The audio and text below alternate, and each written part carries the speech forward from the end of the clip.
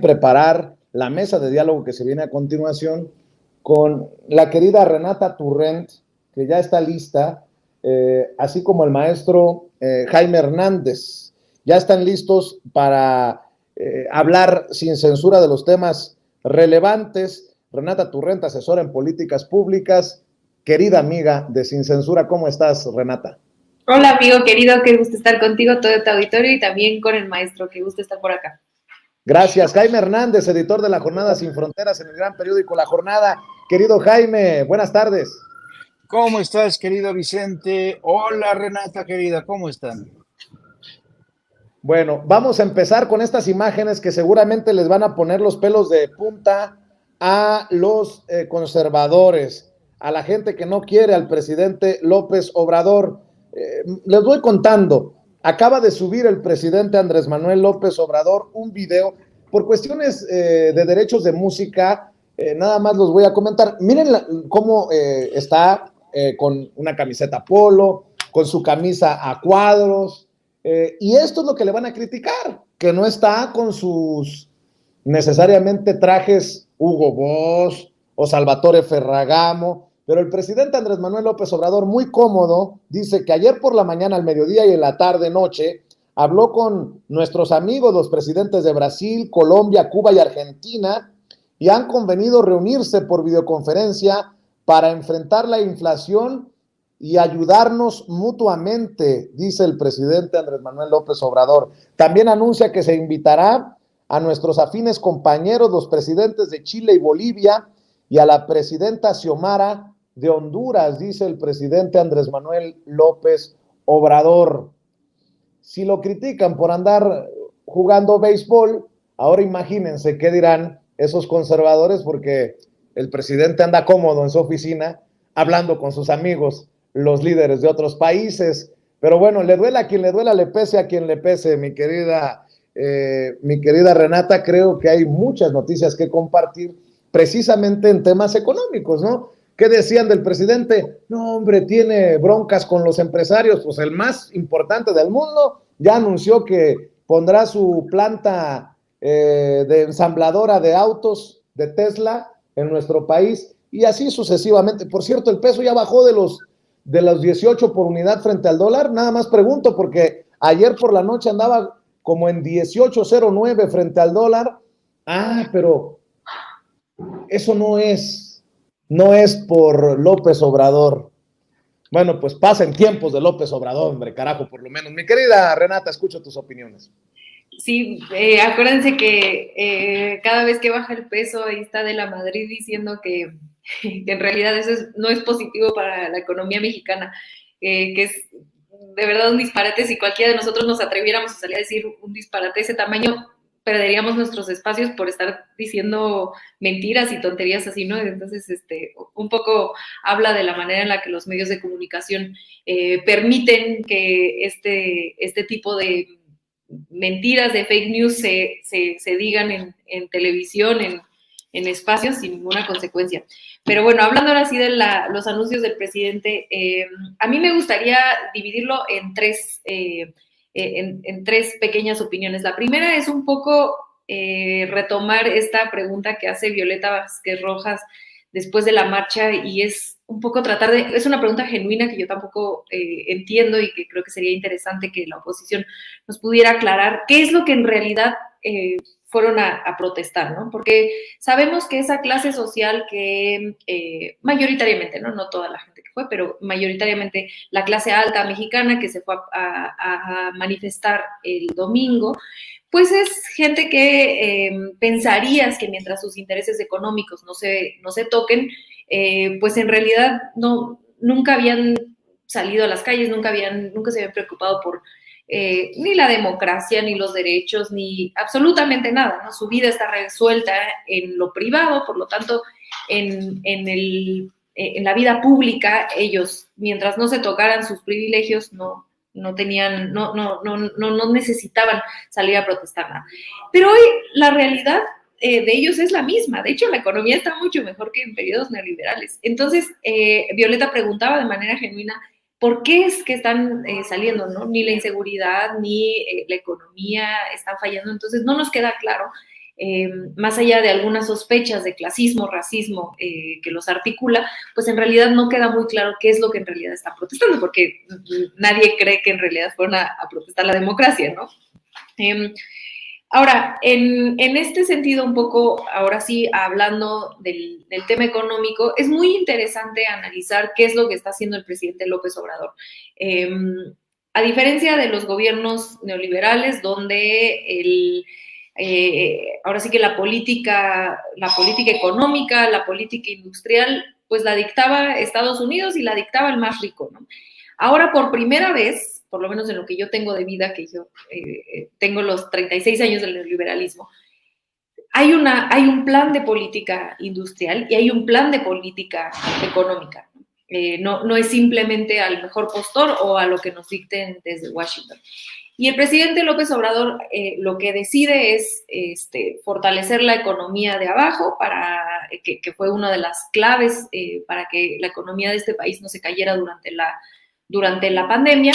Y por otro lado, busca inversiones estratégicas, no solamente públicas, el Tren Maya, la refinería, etcétera, no solamente se invierte dinero público en infraestructura, sino también se atrae inversiones extranjeras, ¿no? Recordar que estamos en récords de inversión extranjera y este anuncio que se hace esta semana de Tesla, todavía más, ¿no? Y además lo hace siempre cuidando que el medio ambiente, en este caso el agua en Nuevo León, los trabajos sean dignos, es decir, se hace una política industrial siempre teniendo en mente el bienestar de la gente, primero, ¿no? Antes de cualquier otra cosa. Y al mismo tiempo, de manera paralela, un poco tratando de desglosar la manera en la que el presidente ha planteado su política económica, tiene una muy buena relación con Estados Unidos, sin dejar que se sigan metiendo en materia de seguridad, en materia de democracia, que ahora andan muy, muy interesados en una reforma secundaria, curioso, pero mantiene una buena relación económica con ellos, diplomática con los gringos, pero al mismo tiempo abre la relación comercial y la relación política con el resto de América Latina.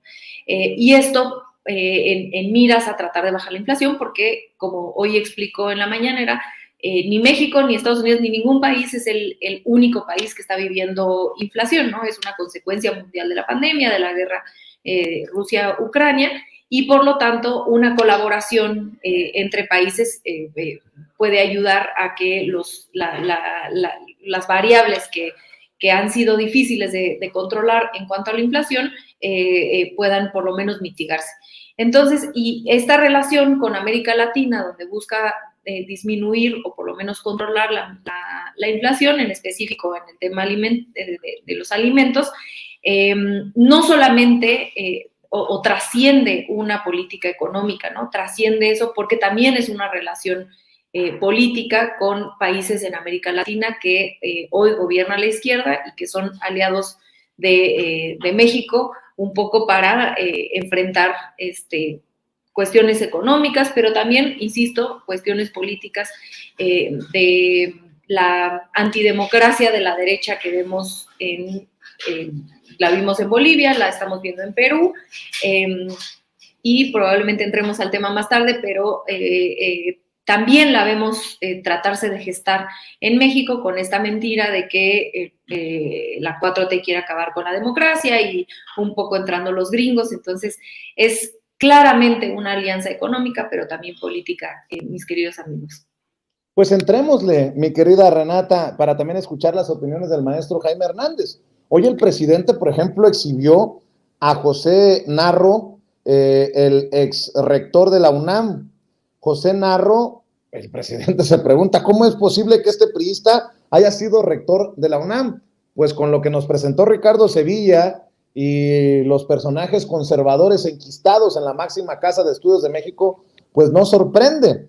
Y bueno, pues es que hasta de risa loca, Jaime, que digan que el presidente Andrés Manuel López Obrador va contra la democracia, cuando Vicente Fox en su momento, y lo ha dicho el presidente una y otra vez, qué bueno que por fin Jesús Ramírez Cuevas, el vocero presidencial, encontró el fragmento en donde Rubén Luengas, cuando nos llevábamos bien, Rubén Luengas retomaba aquel fragmento de la entrevista que me concede en Chicago cuando yo trabajaba en Telemundo Vicente Fox, y admite que metió la mano para que no llegara Andrés Manuel López Obrador a la presidencia. Ese chamacón sin canas, sin arrugas, más delgado, sí, es Vicente Serrano.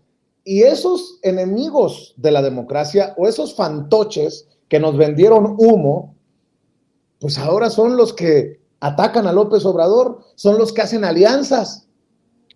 Vamos a ver esta parte de la mañanera y ya escuchamos tus opiniones, mi querido Jaime. A mis colegas de En Contexto de Chicago, usted aceptó en esa entrevista que había que frenar a López Obrador y que influyó su intervención para frenar a López Obrador. La Suprema, es decir, el tribunal... Eso en Chicago, lo tengo grabado aquí en el canal nuestro. Dije en Washington, no fue así. Bueno, lo entrevistaron para el canal nuestro, de Chicago. Bueno, correcto, en Washington. Pero lo dijo. No hace falta, lo tengo grabado. Esto fue lo que le dijo a mi colega de Chicago. Era importante para promover la democracia en México sacar al PRI de Los Pinos, y era importante detener a López Obrador, que en demagogia y engaño se le ha ido dándole a tole con el dedo a la gente, al estilo de Hugo Chávez, al estilo de Correa. Lo que dije exactamente fue lo siguiente ahí en Washington.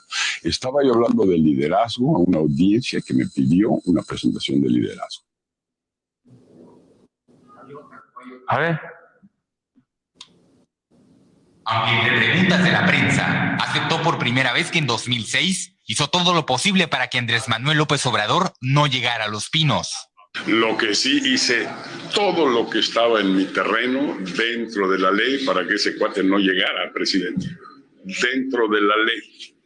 Y tan es así que no sufrí castigo alguno. ¿Ya vieron?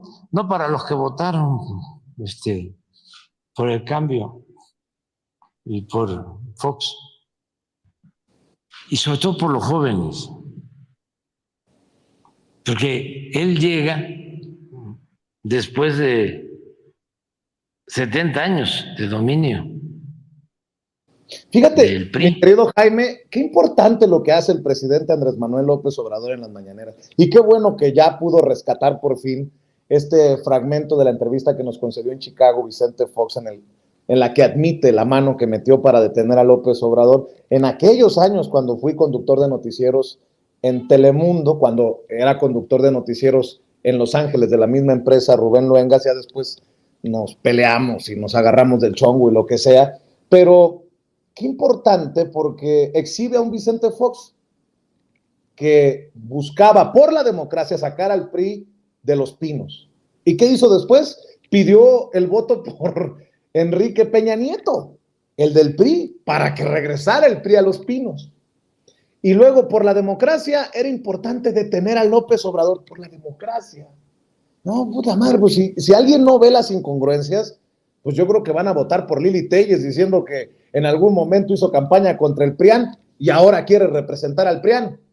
Solo como ejemplo, mi querido Jaime, estos personajes son los que dicen defender la democracia y defienden al INE. Ahí te la dejo de tarea.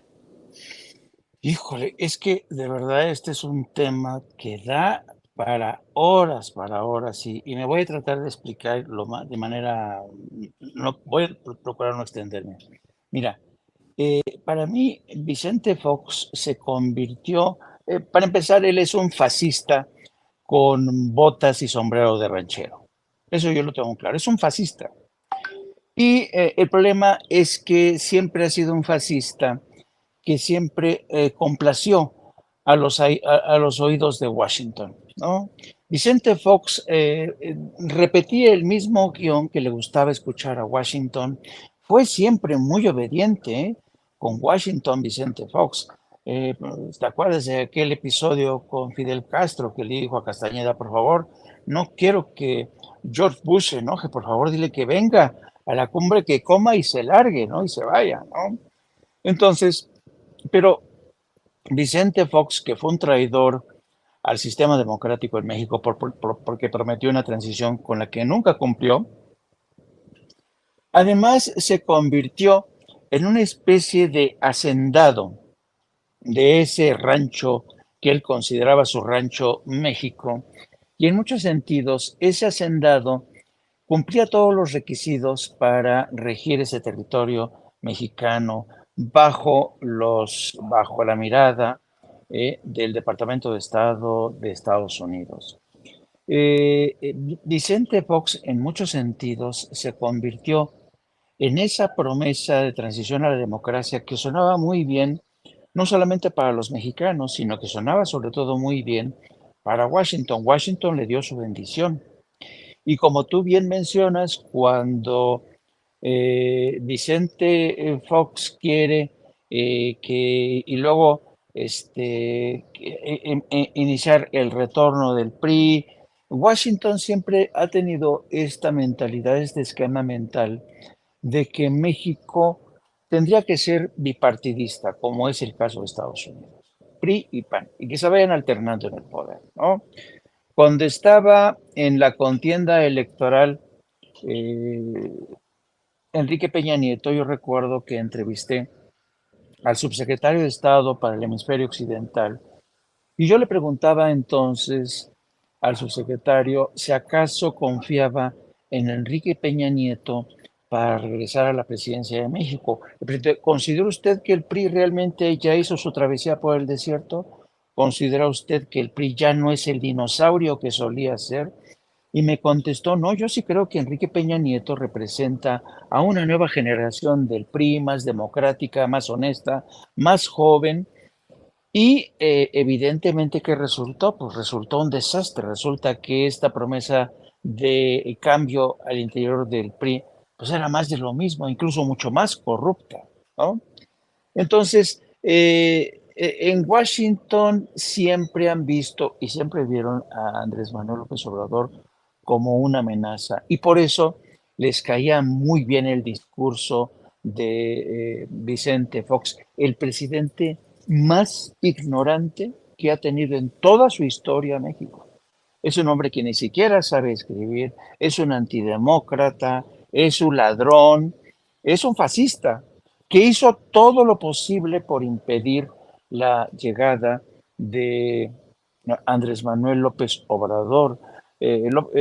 Vicente Fox era el hombre que en cenas de gala en Washington prometía que iba a subirse en un caballo y dirigirse directamente hacia Venezuela para derrocar a Hugo Chávez.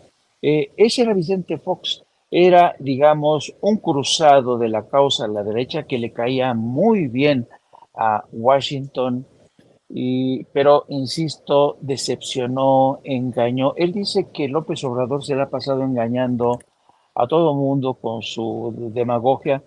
¿Y qué decir de este hombre que engañó a todo mundo? Incluso hubo gente, yo me acuerdo, en medio de intensos debates, que me decían, no, no, no, Vicente Fox realmente va a cumplir su promesa de la transición. Y uno decía, pues vamos a ver, ¿no? Sobre todo, por ejemplo, en el ámbito de los medios de comunicación. Pero resulta ser que cuando llega Fox ni hay proceso de transición, destruye medios de comunicación, como pasó con la cooperativa de Excelsior, impone a su gente, el actual director de Excelsior, por ejemplo, pues es gente de Fox y de Martita Sagún. Yo me acuerdo con este Pascal Beltrán del Río, iba como el llavero de Vicente Fox cuando iba a sus giras a Nueva York, ahí lo llevaba como su llavero que le cubría sus discursos. Entonces, este hombre realmente no tiene ningún tipo de autoridad moral, porque yo creo que, y lo peor de todo, ¿sabes qué? Es que no se ha dado cuenta que México ha cambiado completamente de piel, las cosas han cambiado mucho en México, su voz ya no es escuchada casi por nadie, y se repite, aunque se repita hasta la saciedad en marchas, en mítines como las que vimos el pasado domingo. Y yo creo que la presencia constante de Fox, lejos de ayudar a una oposición sin rumbo, sin líderes serios, con fuste intelectual, con fuste político, está haciendo un flaco daño. Y el problema con Vicente Fox es lo mismo que pasa con Vicente Fox. Se han convertido, después de dejar la presidencia, en títeres de esta extrema derecha, esta derecha mundial. Calderón y Fox, Que, ¿te refieres a Calderón y Fox? exacto, perdón, no sé si dije otra cosa. Sí, mencionabas a Fox 2 veces, pero me imagino que te referías a Calderón, que se la pasa pisteando con los ultraconservadores como Aznar allá en España. Exactamente. Entonces estos dos hombres se han convertido en títeres de esta extrema derecha que busca de cualquier manera descarrilar cualquier posibilidad que Morena mantenga la presidencia. Lo dijo el propio Calderón en su participación hace 4 años en la Fundación Internacional Conservadora en Madrid, que auspicia a Mario Vargas Llosa. Él hablaba de que si la izquierda se la pasaba conspirando en el foro de Sao Paulo, la derecha tenía su derecho a conspirar para ir contra estos monstruos, porque dijo, nosotros no somos como el Quijote que combatió molinos de viento. Dice, nosotros combatimos a verdaderos monstruos, refiriéndose a Andrés Manuel López Obrador, refiriéndose a Gustavo Petro, refiriéndose a Lula da Silva, por ejemplo. Así es, mi querido Jaime, y precisamente en este entorno, las opiniones de los consejeros que ya se van, mi querida Renata. Ciro Murayama, llegó la hora de la corte, nos toca activarnos ahora mismo. Así comparte Ciro Murayama en sus redes. La Constitución dice que el secretario ejecutivo del INE es designado por su Consejo General. El Plan B cesó hoy a Edmundo Jacobo, violando la Carta Magna. El INE ya acudió al Tribunal Electoral del Poder Judicial de la Federación para revertir la invasión a su autonomía, dice Ciro Murayama. Por cierto, no deberíamos de sorprendernos si la Corte Suprema de Justicia de la Nación le da por su lado al INE, pues porque hemos señalado una y otra vez el camino que ha tomado con Norma Piña, la actual presidenta de la Suprema, el Poder Judicial. Y bueno, en ese sentido, el lloriqueo por este personaje que se pasó 14 años como secretario ejecutivo, y hace unos minutos exhibíamos el llanto de, perdón que me da risa, de Patricia Mercado, la senadora de Movimiento Ciudadano, porque el señor Edmundo Jacobo fue cesado. Échamelo otra vez, David, para que nos comente de aquí en adelante también Renata. Mandarle un saludo a Edmundo Jacobo, que ha sido el secretario ejecutivo, un funcionario ejemplar en el Instituto Nacional Electoral, perdón.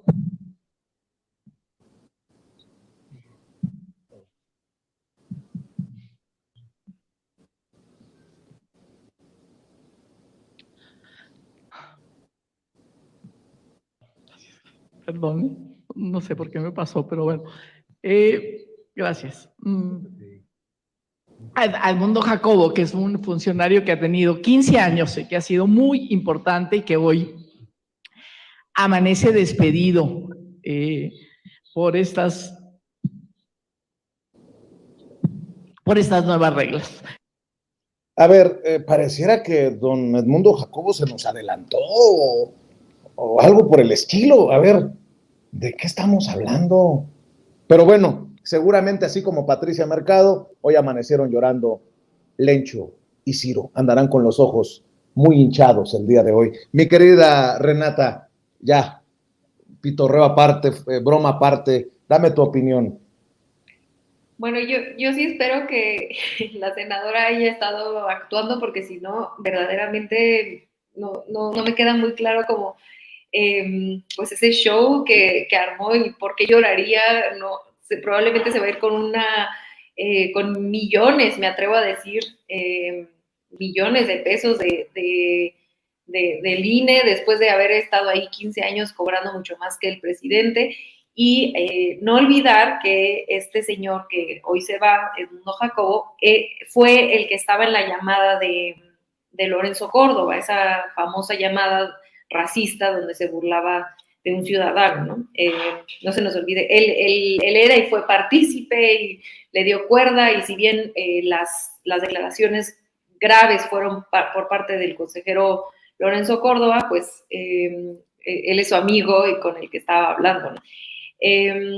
A ver, a mí lo que me gustaría decir en esta respuesta son quizá en dos fases. La primera es este desnudo que hacen los conservadores, ahora sí que de todos los partidos y todas esas instituciones donde se lograron enquistar muchos de estos cuadros de la derecha, como Lorenzo Córdoba, como Ciro Murayama, etcétera, y de repente, conforme avanza la transformación, cada vez se desnudan más de esa defensa férrea que tienen por sus privilegios, ¿no? Es tan obvio el hecho de que no están defendiendo una causa, no están defendiendo derechos, lo que decía yo en mi intervención anterior, sino están defendiendo privilegios y están defendiendo compadres que tenían ahí cobrando dinero público como si fuéramos el país más rico del mundo, ¿no? Es una vergüenza los sueldos que tienen en los altos mandos del INE, y el de este señor Edmundo Jacobo pues no es la excepción.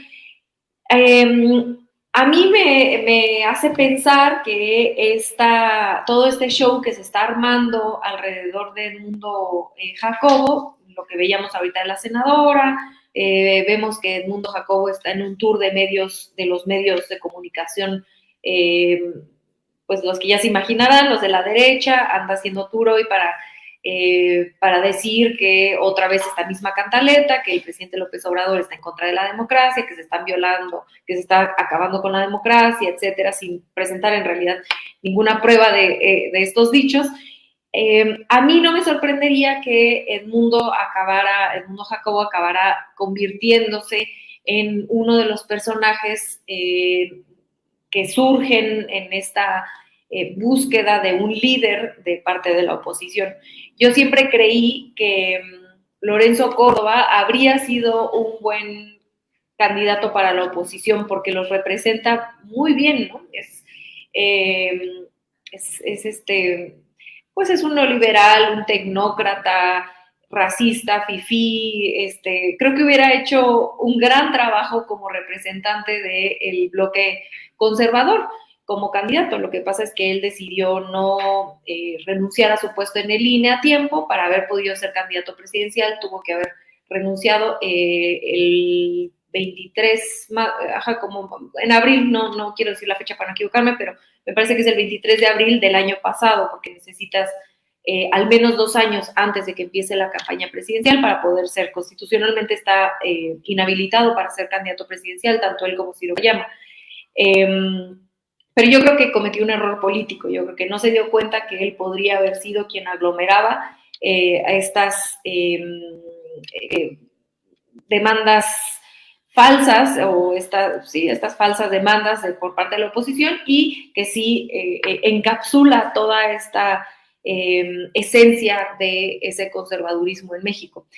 Pero creo que Edmundo Jacobo, haciendo la oposición usándolo como una víctima del sistema opresor y del, si no me están viendo, estoy haciendo comillas, del gobierno de López Obrador, podría, no sé si le alcance para construir una figura pública de tal magnitud como para encabezar el esfuerzo opositor, pero sí definitivamente lo van a usar, como ya usaron a Beatriz Pajés, como ya usaron a De Cosío, como tratan de usar a estos ciudadanos supuestamente apartidistas ciudadanos, que de apartidistas y ciudadanos tienen lo mismo que yo, o sea, nada, y tratar de construir esta falsa narrativa de que en realidad ellos representan a la sociedad civil, que en realidad ellos representan a la sociedad mexicana, a los ciudadanos, y de esa manera poder mantener esta efervescencia que les causó esta marcha este meeting que hicieron el domingo, un poco estirarlo a más largo plazo, ¿no? Porque una vez que los consejeros Murayama y Córdoba se vayan de sus puestos en abril, en realidad es que sí pierden dos piezas políticas importantes dentro del instituto para lograr articular esta única causa que los ha logrado articular después de 4 años de gobierno del presidente López Obrador. Entonces sí creo que podemos esperar que hacia adelante usen o traten de usar, habrá que ver qué tan carismático logra ser, qué tanto logra conectar, e insisto, no estoy diciendo que lo van a poner de candidato presidencial necesariamente, pero sí como una figura política de la oposición que representa la tecnocracia, el apartidismo, etcétera, dado que sus cuadros políticos partidistas están totalmente desprestigiados y muchos de ellos incluso pues con por lo menos esperaríamos investigaciones que tendrían que tener por parte de la Fiscalía por delitos y crímenes que probablemente hicieron en sexenios pasados, como lo hizo Calderón, muy probablemente.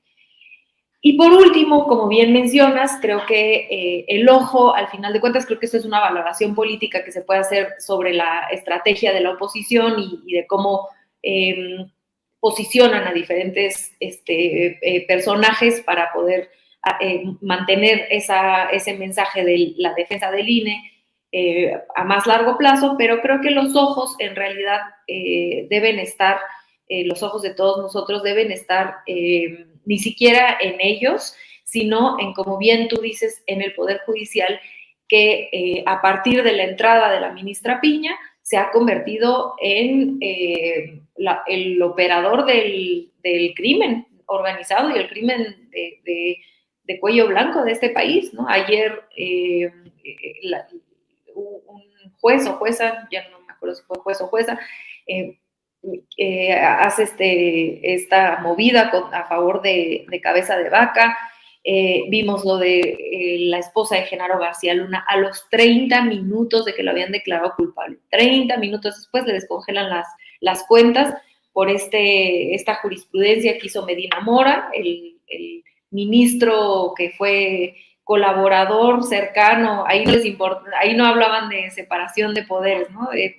Cuando estaba el ministro Medina Mora con Calderón, es esta jurisprudencia que hace Medina Mora para que se puedan descongelar las cuentas de un presunto criminal que está en un juicio en Estados Unidos o en otro país, a menos que el país extranjero le pida a México que no descongelen las cuentas. Imagínense eso, es que vale la pena de verdad analizarlo. Imagínense a lo que llegó la descomposición en la que está el Poder Judicial. Que un país extranjero nos tenga que venir a decir a nosotros si podemos o no podemos descongelar una cuenta. Imagínense, es que es gravísima la injerencia, es gravísima la corrupción a lo que llegó el Poder Judicial en este país y a lo que sigue llegando hoy con la ministra Piña, y sinceramente no me sorprendería que, dado que, insisto, y con esto cierro, pierde la oposición 2 piezas en puestos institucionales importantes, como es el INE, el consejero presidente y el consejero Murayama, se van en abril, no pueden ser candidatos a la presidencia ninguno de los dos, y no me sorprendería que se muden a una estrategia que de por sí ya llevaban tiempo judicializando la política con sus amparos, con que no querían ganar menos, el Tren Maya, todo lo han querido judicializar. No me sorprendería que ahora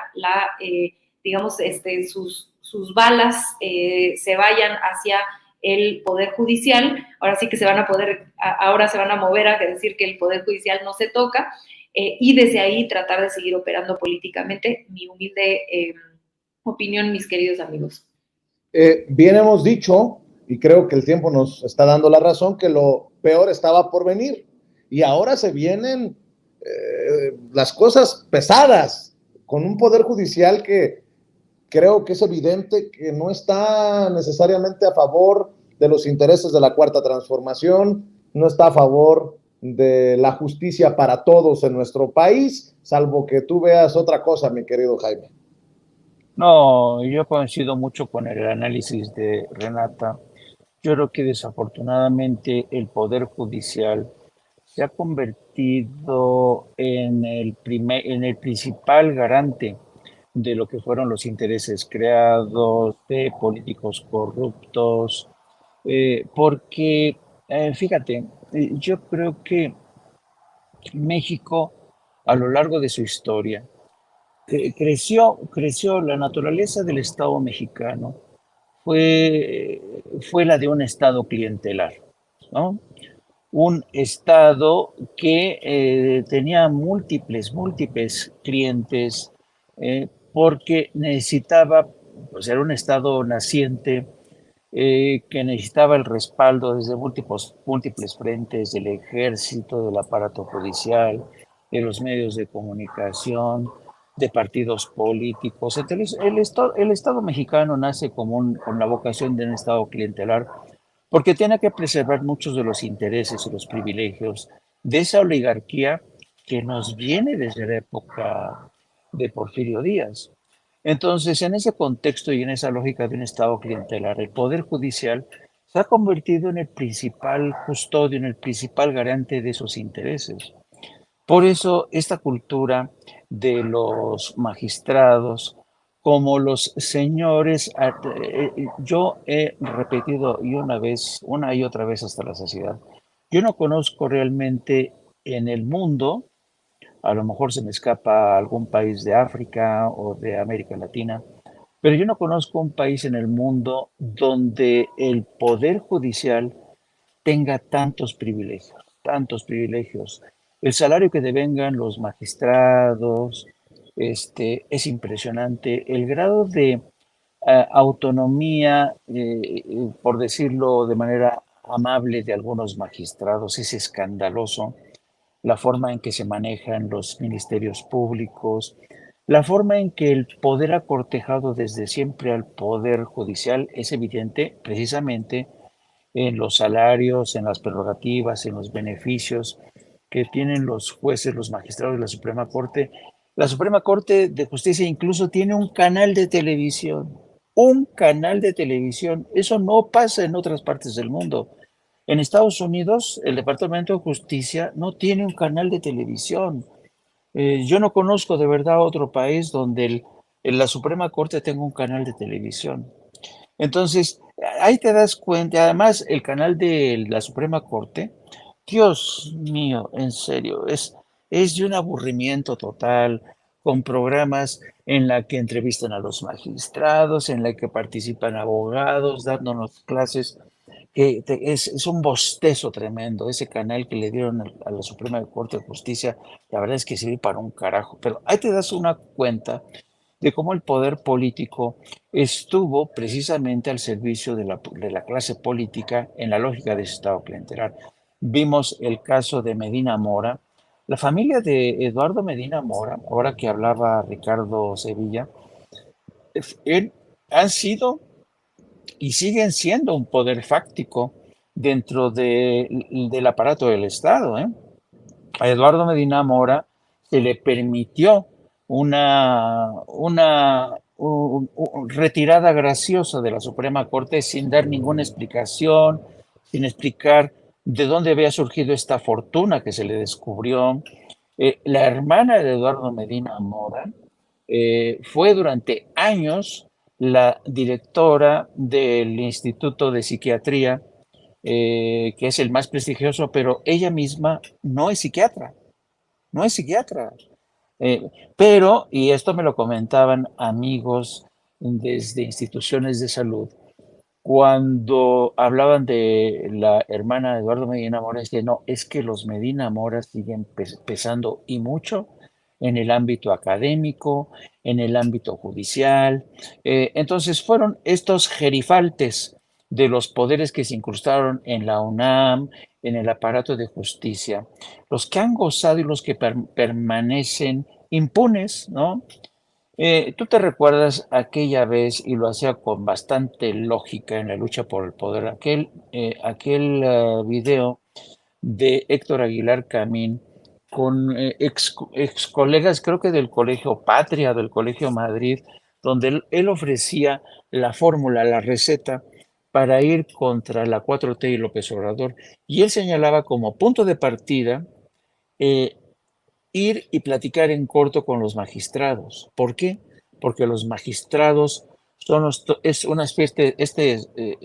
unos togados que se han convertido en los custodios de los usos y costumbres de esa oligarquía, de las riquezas de esa oligarquía, del poder de esa oligarquía. Han mediado y han emitido pronunciamientos que van en tantos sentidos para empoderar, para hacer transferencia de riqueza, de patrimonio ilegal a muchos políticos. El otro día el presidente hacía mención cómo Norma Piña ya ha llegado a declarar una suerte de autonomía del Poder Judicial sin precedentes, es decir, no que nadie se meta con el Poder Judicial, como si realmente el Poder Judicial fuera un ente que se ciñe estrictamente a lo judicial, cuando también toca, y en muchas ocasiones, el ámbito de lo político. Un ámbito de lo político que nos concierne a todos, al Poder Ejecutivo, al Poder Legislativo, a los ciudadanos. Entonces, Norma Piña no puede convertir al Poder Judicial en una ínsula barataria al servicio de los más poderosos de esa oligarquía que tiene prisa por retornar al poder. Y yo creo que la batalla apenas ha iniciado, con Norma Piña como una de sus principales piezas para declarar inconstitucional el Plan B. Esa batalla va a estar muy interesante.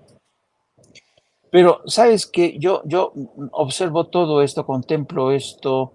Yo sé que las cosas no se logran de la noche a la mañana, pero confieso que ciertamente a veces me frustra el tener un sistema judicial tan jodidamente entregado a la oligarquía, tan corrupto, y una Fiscalía General de la República que es una tortuga que realmente a mí en lo personal me ha decepcionado tremendamente. Y como tú decías al inicio de esta intervención, querido Vicente, yo creo que todavía lo peor está por suceder, porque yo he repetido muchas veces que estamos en ese momento en que creímos que habíamos terminado con el antiguo régimen. Ahora vamos a ver si ese antiguo régimen no termina con nosotros. Querido Jaime, ¿por qué no cerramos invitando a la gente a tus espacios, a tus trincheras, maestro? Pues sí, en cuestión ya de 1 hora con 10 minutos entraremos en directo con No Apto para Cínicos, el canal que tengo el honor de dirigir con nuestra productora Lourdes Salas.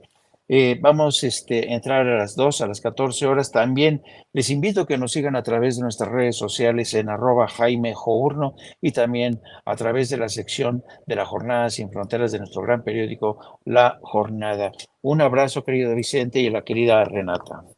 Claro que sí, maestro, estamos al pendiente. Renata, ¿por qué no cerramos también invitando a la gente a tus redes, a tus cuentas? A mí también me encuentran en Instagram y en Twitter como @rturrent, en este hermoso espacio los jueves o viernes. Y hoy voy a estar platicando sobre la marcha del INE con Fabricio Mejía en la Brigada para leer con Libertad. Ahorita les dejo el link en el chat por si también quieren acompañarnos en la noche.